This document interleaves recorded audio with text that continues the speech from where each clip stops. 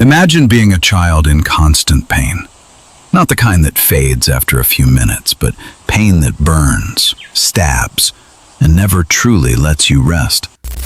Now imagine being told that the pain might not be real. This is the story of Maya Kowalski. Maya was once an ordinary, happy child. She laughed easily. She played freely. Her life looked just like any other child's, until her body began to turn against her. The pain came suddenly. Her legs stiffened. Her skin burned at the lightest touch.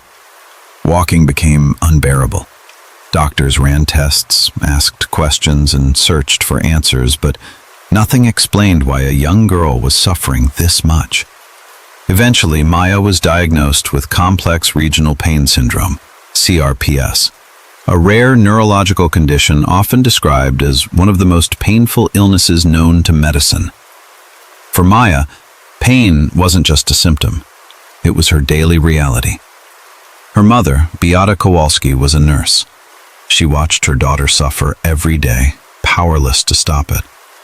And like any parent facing a rare illness, Beata refused to give up.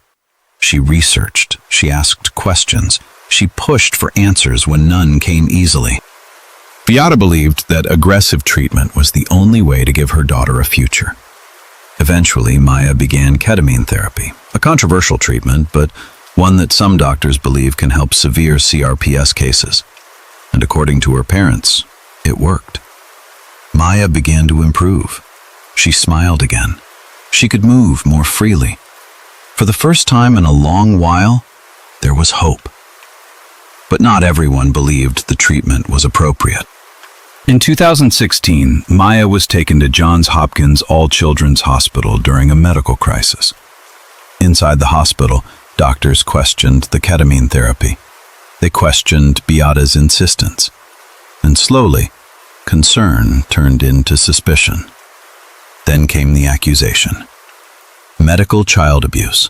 The belief that a parent is exaggerating or causing a child's illness. For Beata, the accusation was devastating. She wasn't harming her daughter. She believed she was saving her. But the system didn't see it that way. A judge ordered Maya placed into state custody. She wasn't allowed to go home. She wasn't allowed to leave the hospital. She was separated from her parents for nearly 3 months. Maya begged to see her mother. Sometimes she wasn't even allowed to hug her. Beata, a nurse trained to care for others, was suddenly powerless to care for her own child. While Maya remained locked inside the hospital, Beata's world collapsed. She wrote emails. She pleaded with doctors. She begged the courts to listen. But the doors stayed closed. To Beata, it felt like she had already lost her daughter, while Maya was still alive. In January 2017, Beata Kowalski took her own life. Her death left a family shattered, and a daughter who would grow up knowing her mother died while trying to protect her. Afterward, Maya was eventually returned to her father, but the damage was already done. The pain didn't disappear, the trauma didn't fade, and the questions never went away. Did the system protect Maya, or did it break a family that was already suffering? Years later, Maya and her father took their fight to court. They accused the hospital and authorities of wrongful separation, emotional distress, and responsibility in Beata's death. The trial captured national attention. Doctors testified, emails were read aloud, and Maya spoke. No longer a child, but a survivor. A jury sided with the family, awarding hundreds of millions of dollars in damages. To some, it was justice. To others, it raised fears about discouraging doctors from reporting suspected abuse. Once again, the public was divided. The story reached millions through the documentary Take Care of Maya.